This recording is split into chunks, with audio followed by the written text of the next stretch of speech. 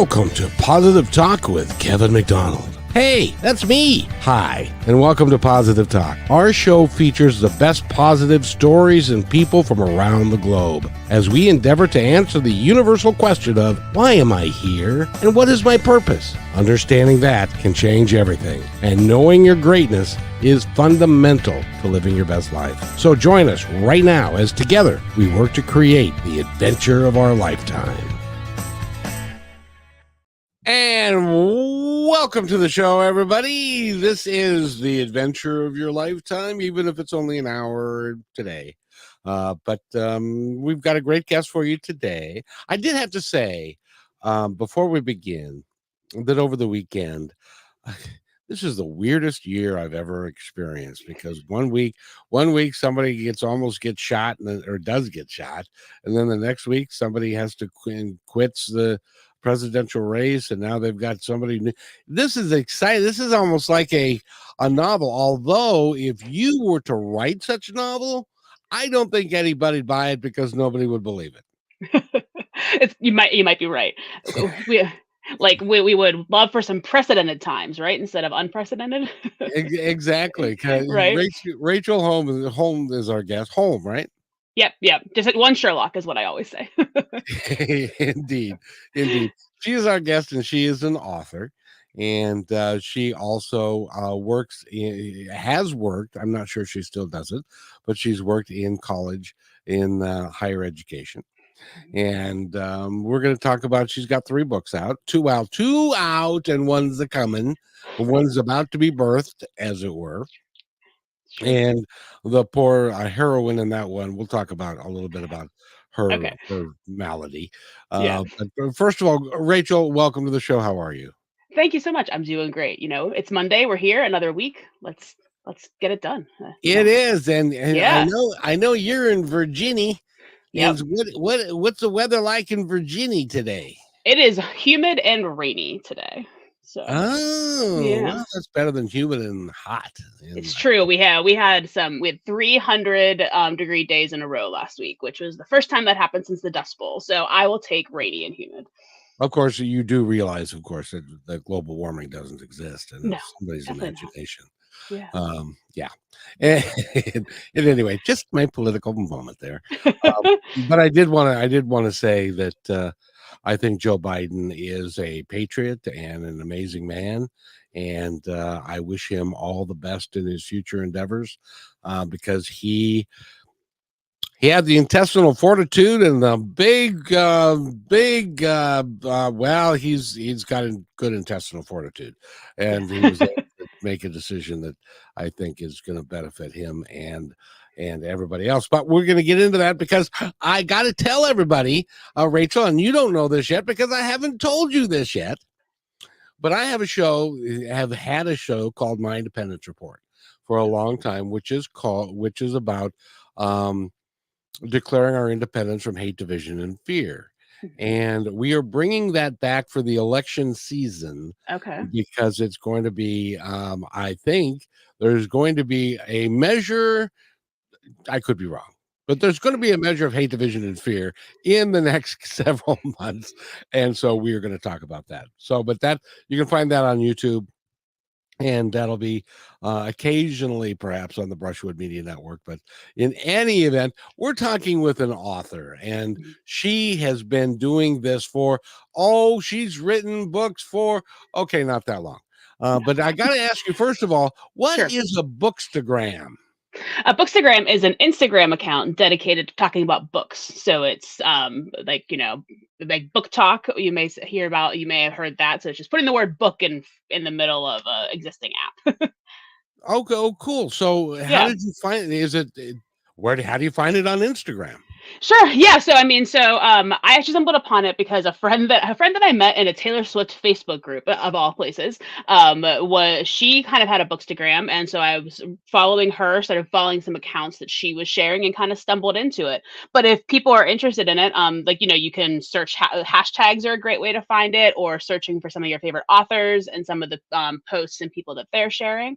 And so it was during the pandemic, during lockdown, and so I was reading a ton and was wanting to talk about it, and so I started a new account, and one thing led to another, and that was kind of the beginning of my journey. So, And you were in a Taylor Swift conversation group. okay, Taylor Swift Facebook group, yes. Oh, I want to marry her. I mean, same. She is. I. You have to understand. I'm a little older than you, and I came up in the time of the Beatles, Hmm. and she is as close as anyone I've ever seen that has the kind of attraction and her fan love that they had for the Beatles way back when, until John Lennon said that they were bigger than Jesus Christ, and then that kind of ended that. But anyway, Yeah, I digress. But she's wonderful. So you were in a phase. So you like her as well. So you're yes. welcome here. Yeah, they're great, great. Yeah, I am a certified Swiftie. I don't know how you get certified, but I will out about the scale and certify people in You know, it. one of my favorite songs that she does, and it's really apropos to what's happening now, is "You Gotta Calm Down." Yeah. I Hmm. just love Yeah. that song. Yeah. It's a It, lot of fun. Yeah. yeah. So if you haven't heard that song, go listen to it, and you'll know exactly what I'm talking about. Mhm. But in the meantime, we need to talk about Rachel and what she's doing. She's got 2 books out. She's got a third coming out this month, or Mhm. actually next month.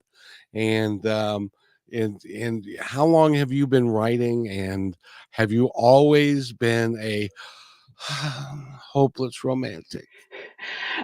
That's a great question. So I think yes to the hopeless romantic question. I mean, I grew up on like Sweet Valley High, and Babysitter's Club, and like the Gossip Girl, and all of those, which like aren't necessarily like your traditional romances, but they center around teenage drama, which a lot of it is romantic.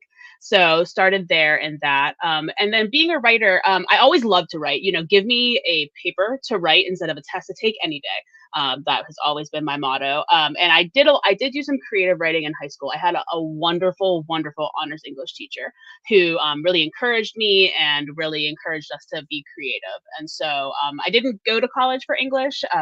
Some parts of me, kind of wishes I would have, but also, you don't necessarily study romance novels in undergrad English courses. So sometimes I think it's okay that I didn't. But I entered some writing competitions in high school and won some prizes. And so, it wasn't the plan to end up here, but when I look back, it's not at all surprising that I did. Well, if you listen to the opening, which I think you did, Yeah. then you will know that we all follow our heart and follow our passion. And I Hmm. also believe that our experiences in life lead us to where we end up and where we're going. Yep. And so the experiences that you had when you were a kid and when you were in high school, and by the way, I know that you probably had people around you that said, Rachel, you can't get an English degree out of college. What are you going to do with it? Hmm. You can't Hmm. make any money with an English. Did anybody ever say that to you? Oh, 100%. Because I mean, I'll age myself here. I graduated from high school in 2006, and I graduated from college in 2010. So the second one was in the middle of a recession, and self-publishing e-readers weren't a thing, and so like the publishing world now is just so different than it was, however many years ago that is. I don't want to do that math, but But, um, but by the way, that wasn't that long ago. I mean, I still think that the '90s was not that long ago, but same, but turns out that was 35 years ago. So right, yeah.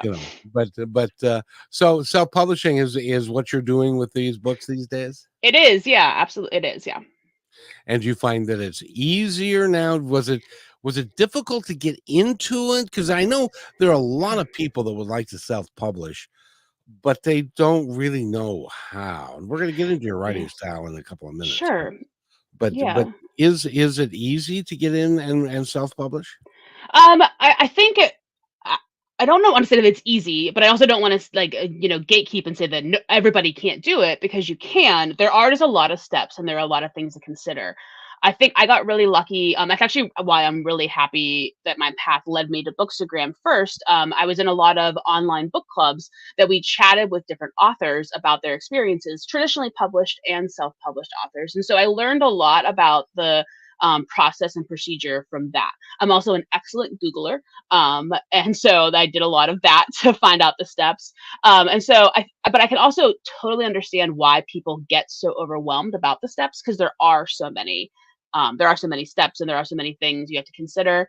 And then, there are different people have different budgets. So there are different things that they are and are not able to take on when Well, they're there's in this also that process. M word that's Yeah. out there that is Yeah. the marketing piece that is Yeah. really a difficult.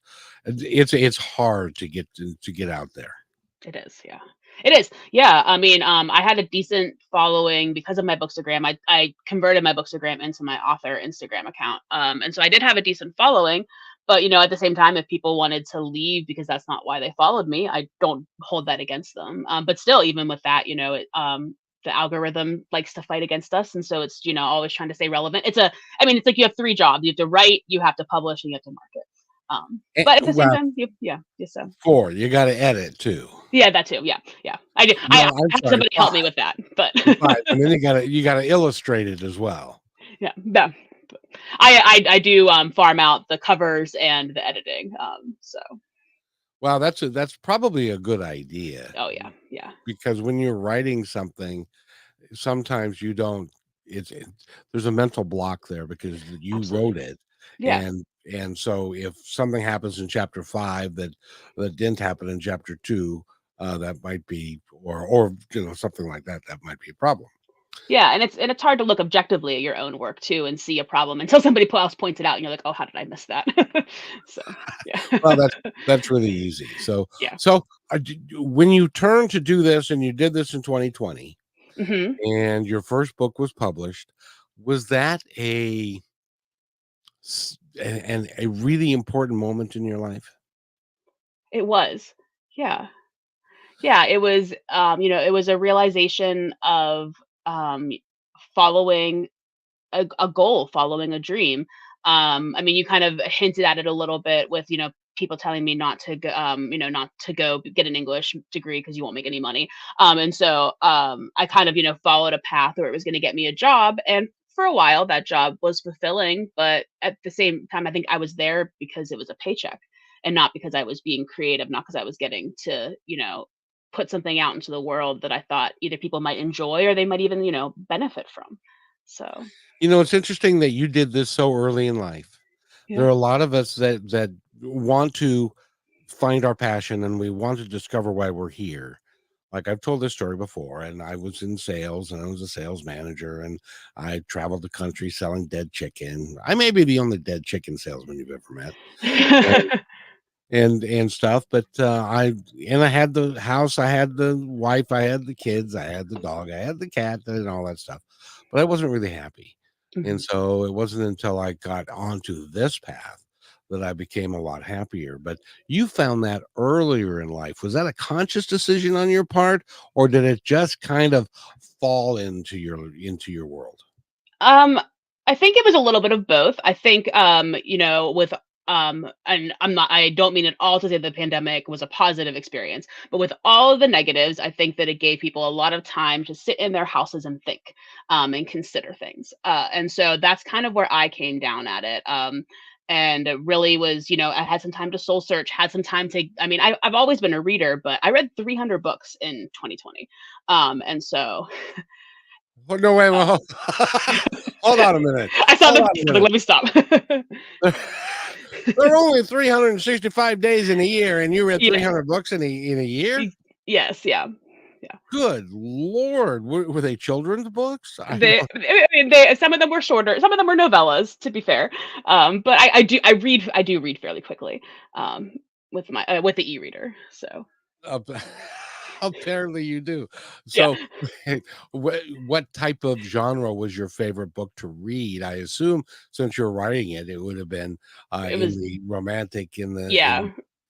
Yeah, the end of 2019, beginning of 2020 is really when I put it as fell head first into the romance genre.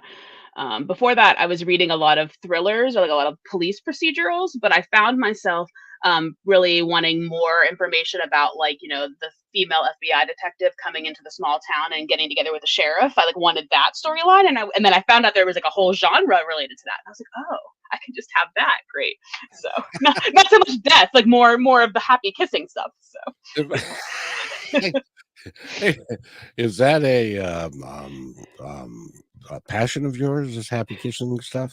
I mean, I think it's a passion of a lot. You'll find it's a passion of a lot of people, and the best selling genre of any book is the romance. So And that's because why?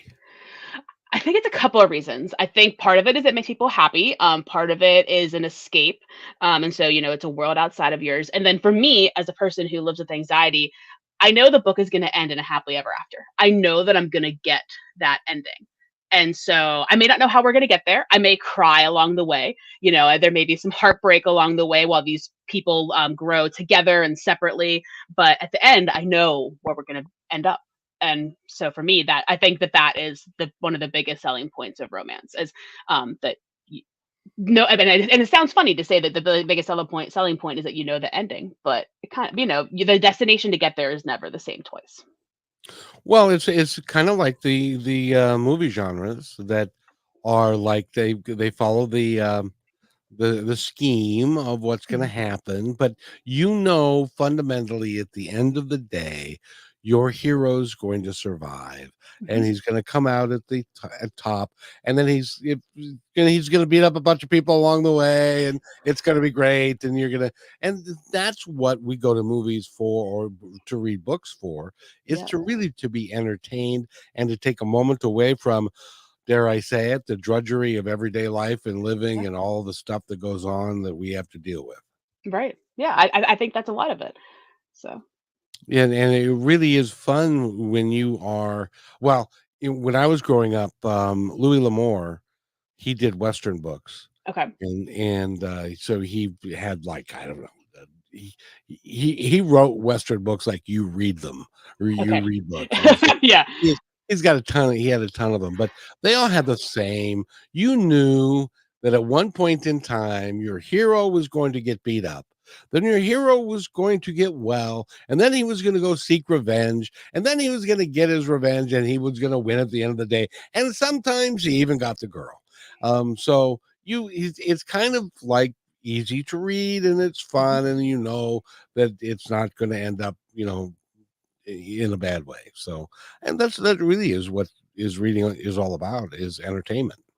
Yeah, yeah. I'm getting a Master of Fine Arts in writing popular fiction as well, just adding to my plate of things that I'm doing. And so we really talk about that a lot, about how all these different genres and all the readers of these different genres have these expectations of the genre conventions, and you can play a little bit with them, but at the same time, they're coming to you to read this book because they have an expectation, and if you don't meet it, then they're not going to be happy with you. So And they're not going to pick up the next book. exactly, yeah. But now you have got a series. I have not heard this before. Um, you've got a standalone series of five different of books that include five brothers, but Hmm. they're standalone books. But Hmm. you're going to be blending them into each other somehow. So interconnected standalone is kind of the industry term, and so you may meet a character in one book that will then become an important character in the next book, and so that's kind of where the brothers are kind of the tie it all together. So in my first book, you met all five brothers. In the second book, you see all five brothers again. So they may not always be on the page at the same time, but you're meeting these characters in the different books. But if you pick up book four first, you may get spoiled that, oh, these three couples are already together, but that's the perk of a romance. You know that's where it's going to go. And so you can kind of pick up and jump right in wherever you want to in the timeline. How do you blend five different people and characters in different books and have them all kind of have it all make sense for you? There Of is a part of Yeah, there's a part of my brain that looks like that meme of Charlie Day from It's Always Sunny in Philadelphia, like when he's pointing at the board, like with like the string and everything, and has that wild look in his eyes. There's a part of my brain that's a little bit like that, and there's also then a in Notion, I have a notebook that keeps track of everything too. So that's, I don't rely solely on that meme in my brain, but I did, it took a lot of planning because I had to figure out, okay, how old are these brothers in book one?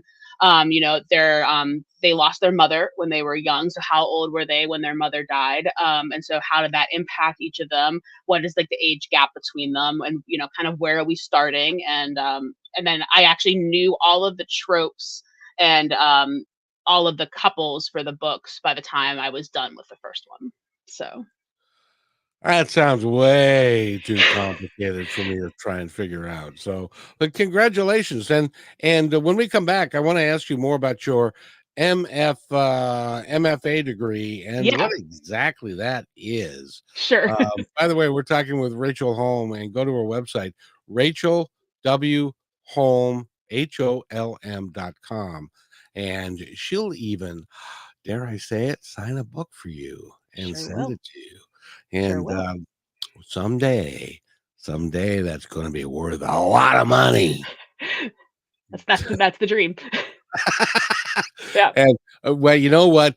If you dream it and you say it and you write it down on your refrigerator, it's going to happen. You Yep. watch. Yep. We'll be right back. Okay.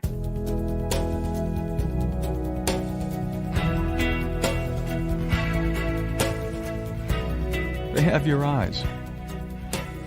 They have your ears. They have your smile. Now all they need is a little more of your time. Make a difference in your child's life, because anyone can be a father. It takes time to be a dad.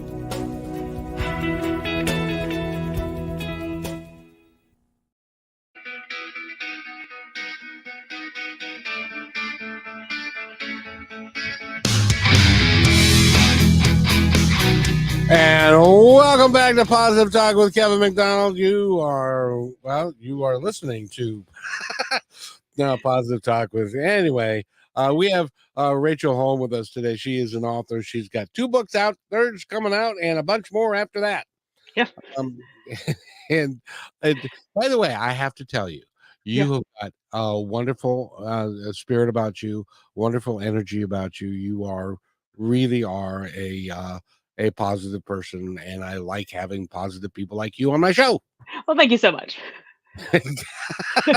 I try to keep it positive. I mean, honestly, so it's a good match.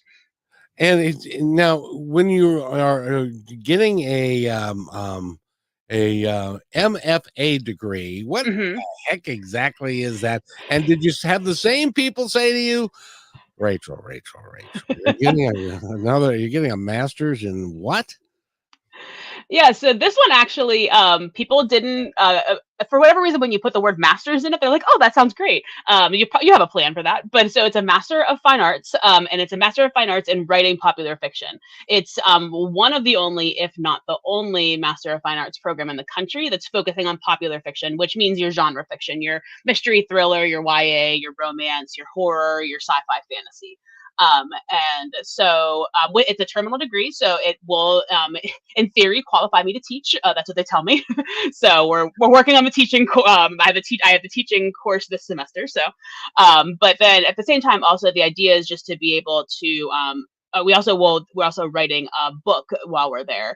We call it our thesis. But the idea is that you'll have a market ready novel that you could either self publish or that you could query for traditional publishing by the time you're done. And so learning about the market, and then it's just, in no way do I think that editors or authors or anyone need a degree or letters after their name to be qualified for the jobs. I don't think that at all. But as somebody who just comes from a higher education background, I thought that it was an opportunity to kind of ground myself in that education world and learn some things, and meet some people, make some connections. And so I'll graduate in less than a year now. So Congratulations. thank you. And you can also teach Yeah, while you're writing. And exactly. so Yeah, you can have a meaningful income exactly. while you're writing at the same time, because I don't know if anybody knows this, but sometimes when you're a writer, it's a passion project, but It sure is. Yeah. which is why I highly suggest that you go to rachelwholm.com, buy the book from her. You'll get a signed copy, Mhm. and she'll make the type of money that she should be making for writing this, because when you start including publishers and public relations people and all of that, authors oftentimes get a buck or two per copy. Mhm. And for all the hundreds of hours that you put into it, and if not writing and thinking about it and stuff, you deserve to make more. Musicians, same thing. Yeah. I've got the same passion for those poor people, because they're getting taken to the bank, as it were. Yeah. Yeah. So buy it from Rachel, and Thank you. then that would be great. Now, how many books have you got in the hopper, as it were? In the hopper. So the book that's coming out in August is book 2 in my brother's series. So I have 3 more in that series. My MFA thesis is a completely different topic. So there are 5 books in that series at least. I have some spin-offs that I could potentially go. Um, and then my first book is a Christmas book. So I have one more book in that world that I want to get out. And then I have a paranormal idea that I've sort of started playing around with. So basically, again, like there's another one of those Charlie Day like memes in the back of my brain connecting all of these ideas to each other. Tell me So about the paranormal one. yeah. The idea came to me. I'm doing a signing in Pittsburgh, which is where I grew. I grew up in the Pittsburgh area. And they had an opportunity to be a part of an anthology, and I didn't get it done in time to be part of the anthology. But it was supposed to be Bad Boys was the theme, and if you could tie it into Pittsburgh in some way, then that was great. And so my idea was, what if if you're familiar with Pittsburgh at all, you can maybe picture the downtown area, the point where the 2 rivers combine to make the third. There's a fountain there. So I was like, what if that fountain was actually like a portal where demons could enter the human realm? And so that was my idea, and I just kind of went with it. I think that's a great idea. Thank you. And also, you know what you could also do? Yeah. These demons, they took over the bodies of the Pittsburgh Steelers, and when the Seahawks played them at the Super Bowl again, they lose to the Seahawks this time. Okay. I personally don't find that narrative very positive, but I mean, I can see where you might agree. We got robbed. Anyway. Yeah. Anyway, yeah. I'm obviously from Seattle, and some of us are still mourning that when that happened, and that was years ago. But yeah, I understand. I will. Yeah. But now you have Russell Wilson as a quarterback. We do. Good luck with that. Yeah, it's always an adventure, but Mike Tomlin hasn't had a losing season in his 19 years or 18 years of coaching, 19 years, whichever one it is. So fingers crossed. I know that guy needs to retire. That's what needs to happen. Oh. He's got to tell you, he's done a great job. But getting back to the subject at hand. Well, it's funny because actually my MFA thesis, they are Pittsburgh sports romances. So we actually are right on topic, sort of. So. Oh, very, very nice. Well, yeah. I got to ask you now, in the realm of romance novels, that really isn't my forte. Sure. But how steamy do they get? Are they? I know one of them has a bout with IBS, which is a rather a sad moments in time, I'm sure. Yeah. But do you plan on them being more steamy? Are they more PG? Are they more G? How do you want them to come across? Sure. So I think that a term that the people use to discuss it, which I think is kind of illustrative, is open door or closed door. And then you can kind of, have something in between, like a cracked window, so to speak. And so if you think about, that's the door to the bedroom, if you're thinking about it that way. And so my books do fall on the door open side of things. Whenever I give my father copies, he gets them paper clipped in certain places where he's not supposed to read those chapters. That's where there are definitely novels out there that are steamier than mine. But I like to give readers a couple of scenes to sink their teeth into, so to say. So, Do you have any friends of yours that have read the books that take notes during those steamy if they, scenes?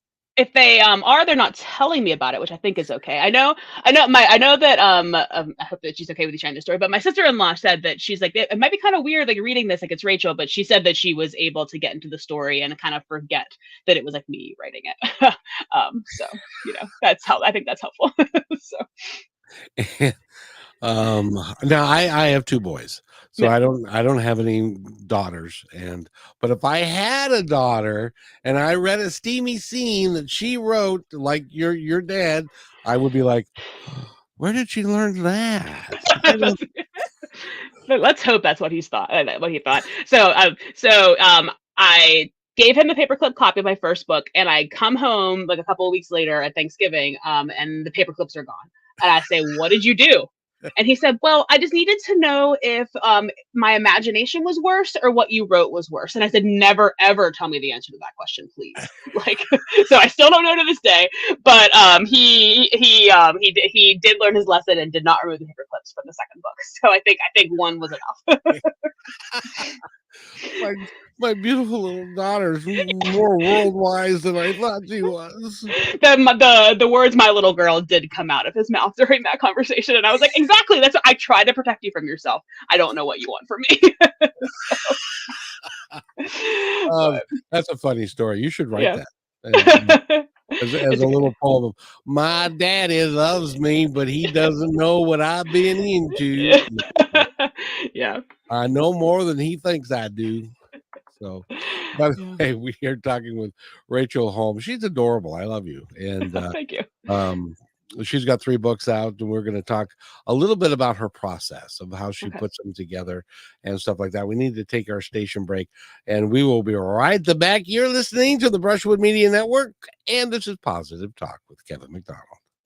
You're listening to Brushwood Media Network, the best in syndicated talk, news, and entertainment shows. As you go about your daily life, look closer. As you gather with family and friends who love and support you, look closer.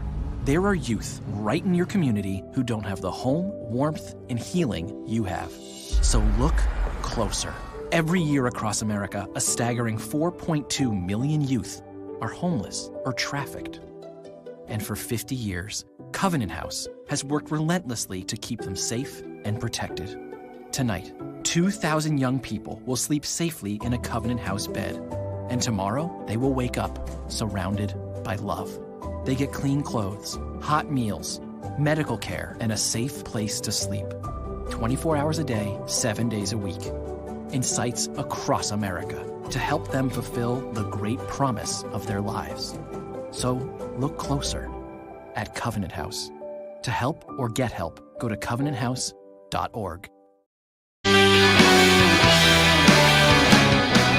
And welcome back to Positive Talk with Kevin McDonald. We're talking with Rachel Holm. Go to her website, which is rachelwholm.com. She's got 3 books out. She's willing to sign them for you and to send them to you. And she'll even put paper clips in the spots that you're not supposed to read because you might blush a little bit. You might. Well, I got to tell you, what is your process? I know that you're learned in this genre and you know how to write. So give our audience some tips and some ideas if they're sitting there, and I've done this on a number of occasions, sitting here looking at a blank piece of paper going, all right, now what? Yeah. And now I got to start writing because I've been told that you just start writing. And it's like, no, I got to have an idea and stuff. What is your process? How do you do it? So my process has sort of morphed as I've gone on. But so in writing, you have what you are called your plotters and your pantsers. And so pantsers are fly by the seat of your pants, as you may, pick up from that. And plotters are people who kind of plot it out. And then there's people who kind of fall all in between. I am definitely a pantser, but I write better whenever I force myself to be slightly a plotter. So just kind of having an idea of the beats of where the story is going to go. that kind of helps me, especially when I get stuck. If I find myself not wanting to write, it's usually because I don't know what's happening next. And so sitting down and brainstorming helps me kind of break past that block a little bit. But whenever I start with a blank page or a new blank Scrivener file is what I write in. It's a writing software. Usually I at least know my characters, so I know my first main character, my second main character, and I know where I want them to end up. So I know kind of what the end destination is. And then the middle is a little bit fuzzy. Maybe I have some funny moments or some things I want to accomplish in there, but I just kind of go from there. And I think that the blank page can be very, very intimidating. I'm a person who believes in writing forward. I am fine with a messy draft. I think that a messy draft is, I don't think this, I know that a messy draft is better than no draft at all. But I find that a messy draft gives me something to work with. It gives me, something to polish and to start from. And sometimes you just are getting those bare bones out on the page, and then you can come back in and fold in, some more, some deeper emotions or some different scene setting stuff. But you got to get the skeletons out there first. So. There are some people that write through like intuition. Mm-hmm. Ideas just kind of show up. Mm-hmm. And they are just there, and then they write them, and they have to wait until they get inspired again to continue writing. Do you know anybody like that? Are you like that? My ideas have always kind of come to me. So like the idea for this series sort of came to me. I was on a massage table, and I kind of was like, oh, this is where the series is going to go. So often it'll come to me whenever I'm doing something else. But I have been able to work my way through sort of that intuitive block. So in the middle, whatever, I'm not quite sure where to go next. Sometimes you just have to try something. And if you're feel like you're having to force it, and it doesn't feel right, then it probably isn't right. But then that hallway isn't the one to go down, so you can try a different one. Well, I just want to say that if you're on a massage table, or you're taking a shower, or it's 3:00 in the morning, and you get an idea, write it down as soon as you can, because I believe that those ideas come from somewhere else. Mm-hmm. They're not necessarily born in you, they come to you from somewhere else. And that's because they're trying to help you along in your process. And so if always have a pen, paper, or now you've got these stupid things that are these computer things that are here that you can use all the time, and just write it down, because you don't know how important it's going to be. Like Paul McCartney, who wrote the song Yesterday in the middle of the night while he was sleeping. Yeah. There are times when sometimes it'll come to me while I'm driving. And so, of course, I could pull over and stop, but I'll hit that little voice memo button. And so you'll hear horns honking in the background and the sound of traffic, but my idea is there. So, Well, it's there too. I don't want to scare anybody, but I drove a Seattle bus for 12 years. And bus drivers will tell you all the time that they'll be driving along, and suddenly they'll get to their destination and they're not quite sure how they got there, because it can be almost a hypnotic state that you are in, and that allows your subconscious mind to come forward and to bring some really unique and wonderful ideas forward to you. That happens to you. You're nodding your head. So I am. Yeah. There. I was stuck with the Capitally Engaged, which comes out. It's the one that comes out next month. And I sat and played Candy Crush for an hour, and I got myself out of the block. Like I can't, whatever reason, like that mindlessness of matching those colors and solving the puzzles. Then I wrote down the rest of the plot, and I think I wrote the rest of it in like a week. So the rule of thumb there is play video games if you get stuck. Video games and massages. I think those are my, one's cheaper than the other. But yeah, but one's not nearly as much fun. It's true. So, but you do what you can. And by the way, Rachel has got the 3 books out. The third one is coming out, which is Capitally Engaged. Is that correct? Yeah. And Capitally Matched is already out, and Carry Me Through Christmas. And that one is about what? So that one it's a small town set in New England, and it's a small town that's always hosted a Christmas festival. And the former mayor's daughter has been hired to run this Christmas festival, and she gets there and she realizes that if the Christmas festival doesn't make enough money, the town is going to lose its charter and it's going to be absorbed by their neighboring feuding town. And so she has to save Christmas with this Christmas festival, but has to do it with the oversight of the neighboring town CFO, who is grumpy and hates Christmas and is also very handsome. So, it's a Hallmark movie in a book, is what it is. It's like Parks and Rec vibes, mashed together with a Hallmark Christmas movie. So it's like Scrooged, only a happy-go-lucky, good-looking Scrooge. Well, he's pretty grumpy, but yeah, he's very good looking. So yeah. And so does he get Scrooged? Never mind. I'm not going to go there.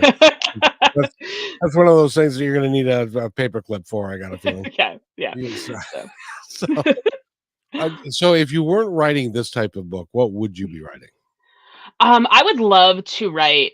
I mean, I said that I'm a pantser, and so you cannot write mysteries or thrillers as a pantser. You have to plot those, because you got to be able to layer in those clues.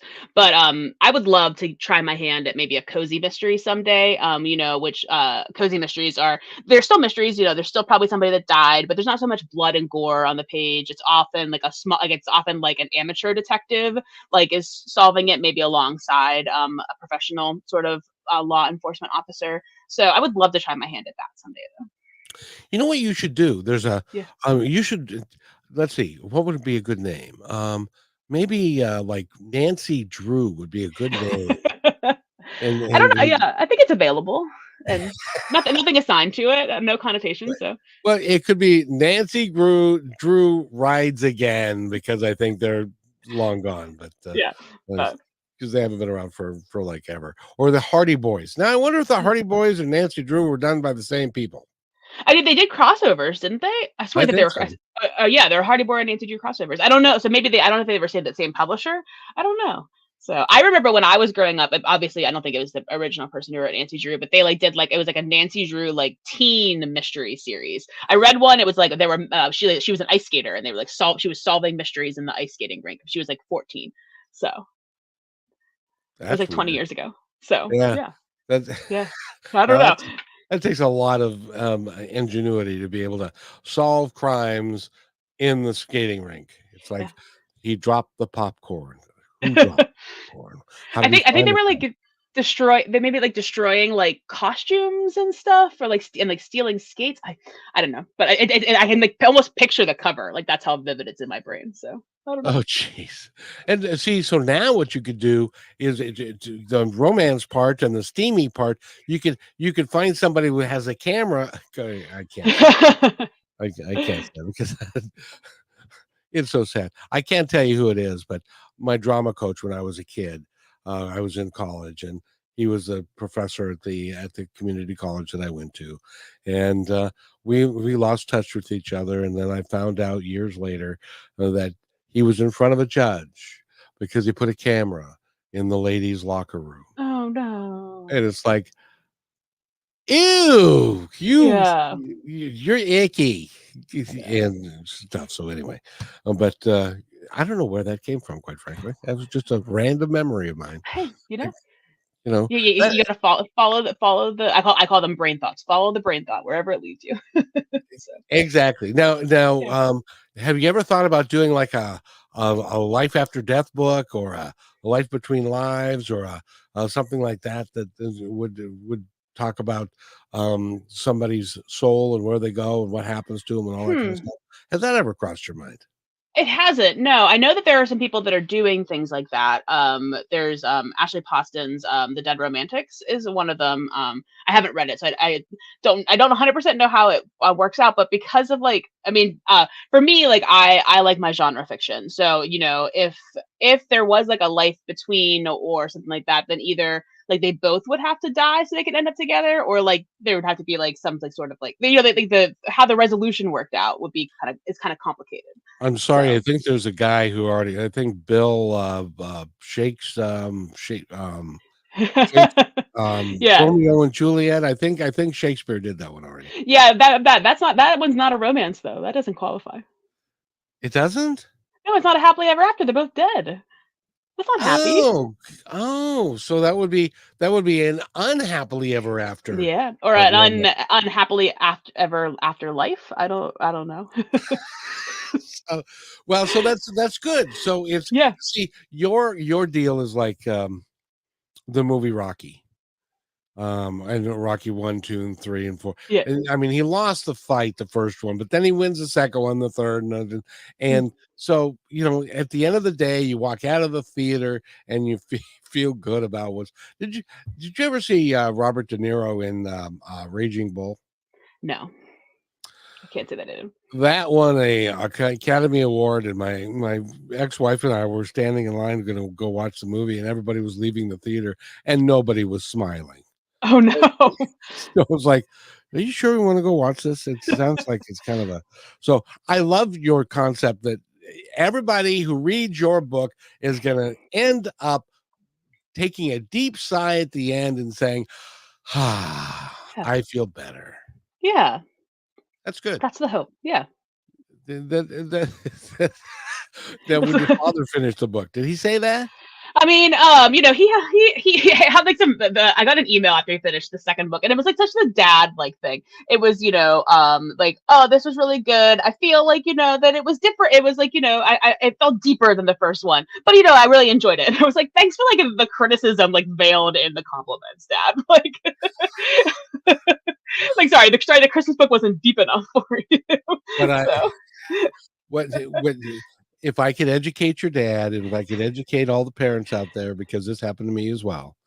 I used to be a really pretty good athlete, and was on all-star teams and all that kind of stuff, and I was a good student and all that. And so my mother, because she didn't want me to get a big head, would always go, "Boy, you did a really nice job of this, but yeah, and then came the criticism." And what I've discovered in my life is that, it's better if you leave them as two separate conversations. Say, "What a wonderful job you did." And then maybe several days later, I was thinking about it, and you could have done, that way you feel good about it. Yeah. So. I mean, it was a very wonderful dad email. I actually have it saved. I want to like get it out and print it and frame it, because I mean it's very much dad energy. So it's one of my favorite emails. Now I got to tell you, you're an author. You just got your master's degree, and you're going to be you're going into teaching and all that. Have you thought about when you get to be, I don't know, double your age? Have you thought about looking back on your life, what it's going to be like, and is it going to be everything? Well, I know it's going to be everything you want it to be, but is it going to be a lot different than it is today? I don't know. It might be. I can imagine that my energy might not be quite the same level. My husband and I don't have any children now, but that may be in our path in the future. And so I mean, your time and your energy and your dedication changes, but I think I hope that I always will be writing. Maybe I won't be, putting out 2 books a year. Maybe it'll be 1 book every other year. But that's kind of the reason why I'm going for the MFA and doing the work, so that I can make this author thing like a longevity thing, so that I can support it with other related, jobs and piece things together and make it work. And by the way, your energy and your voice are the last things to go. So Okay. you might not be able to walk very well and stuff. Like, I've got physical challenges, but my energy and my voice are still here. Can you tell? Yeah. That's good to know. Yeah. I could always narrate some audiobooks, maybe. Keep it in the family. Yeah. I tell you, when we come back, we're going to talk about that, because Sure. I've done some, and they are like, in my world, they're like pulling teeth. Okay. And by the way, we're talking with Rachel. RachelWHolm.com is where you go, and she'll sign a book for you. And we'll be right back. You're listening to Positive Talk Radio. We're going to take a short break to tell you audio and music creators about our commercial affiliate, Lyric Vids, specializing in creating amazing and engaging lyric videos. Are you looking to promote your videos in the most engaging way, but you don't have an animator and an editor? Whether you're an artist, musician, or business with a message to share, our lyric videos are designed to hook viewers and amplify your reach. Go to positivetalkradio.net/lyric vids. That's positivetalkradio.net/LYRICVIDS now to get started. Welcome back to Positive Talk Radio. We hope you enjoyed learning about our affiliate Lyric Vids, who specialize in creating captivating animated lyric videos. Now let's get back to the show.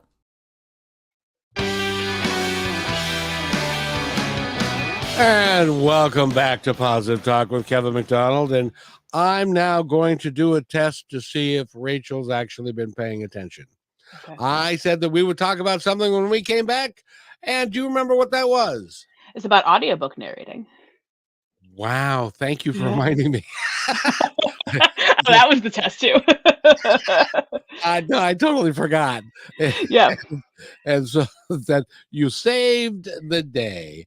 Now I've done an audiobook. It was called Elmo. It was 180 pages, and it's about a town in the Midwest, and the town is on a really rough time, and the men of the town who are part of a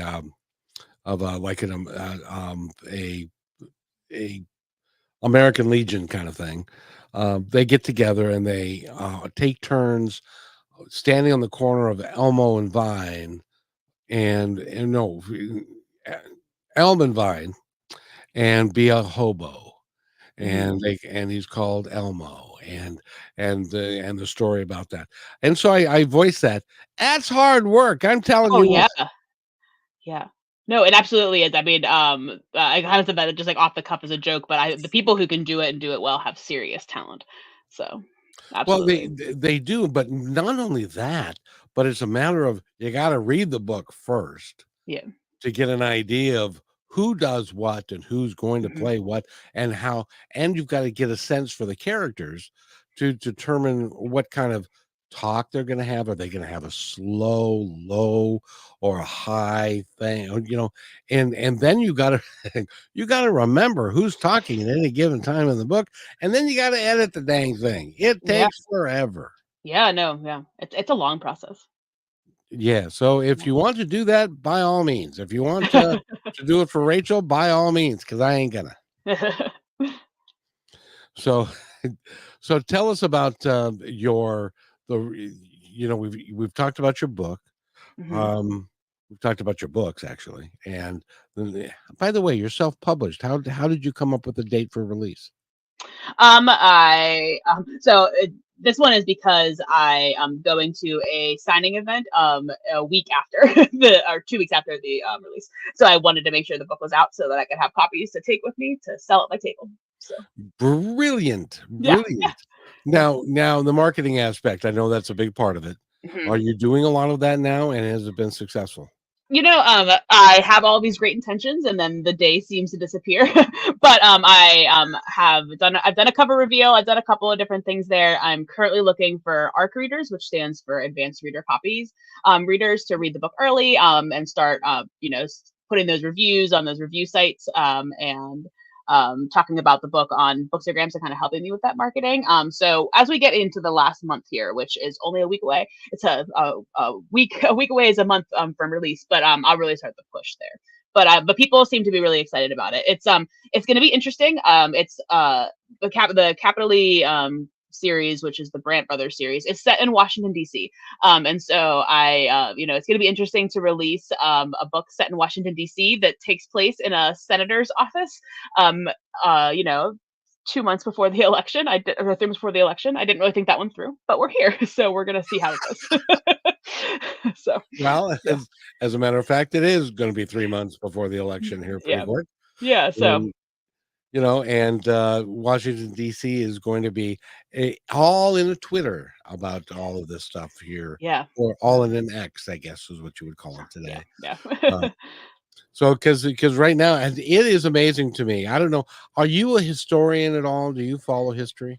I'm not, but I'm married to one. So, every once in a while, it's an occupational hazard of living in my house. Okay, Joe Biden resigned from or dropped out of the presidential race on Sunday. Right. Can you tell me who dropped out the last time, who did it, what month he did it in, and what year he did it in, and what political party was he part of? So, the thing is that I'm testing you because I'm reading this. No, I'm kidding. Well, no, because my dad and I talked about this because we were talking about the possibility of this happening and how, like, at the political party, like, choosing a new, like, or at the convention choosing a new person. So I, like, when you tell me, I'm going to know it, but I couldn't tell you. Right? I can't answer. It happened the same year that Bobby Kennedy was killed and Martin Luther King was killed. Yes. And and this is a striking resemblance because they had their national convention in Chicago that year. Okay. And guess where it is this year? It's in Chicago. It's in Chicago. Yeah. And Lyndon Baines Johnson, who was Yep. president, he decided to resign. There were talk whether or not he could win anyway. Right. But Hubert H. Humphrey got the nomination, and he lost to our good friend, I'm not a crook, Richard Nixon and stuff. And I was a 11-year-old kid watching the news, or watching actually the presidential address, and I'll always remember he said, I will not, let's see, it was I will not seek, nor will I accept the presidential thing. And my mother was like, you get a new president. I didn't care. So what? Yeah. I should have trusted my gut because I almost said LBJ. It was right there, but I didn't want to be wrong. So I said I didn't know. That's okay. The older you get, the wronger you are most of the time. Yeah. So Yeah. perfectly fine. Yeah. We're gonna run out of time. I have had the best time talking to you. I really enjoyed our conversation. Thank you. I did too. I had a great time. Time flew by so fast. It does indeed. And get all of her books, Carry Me Through Christmas, capitally matched, and the new one that's coming out August 29th. August 29th, capitally engaged. Yeah. And I've got to tell a little bit of the story. Sure.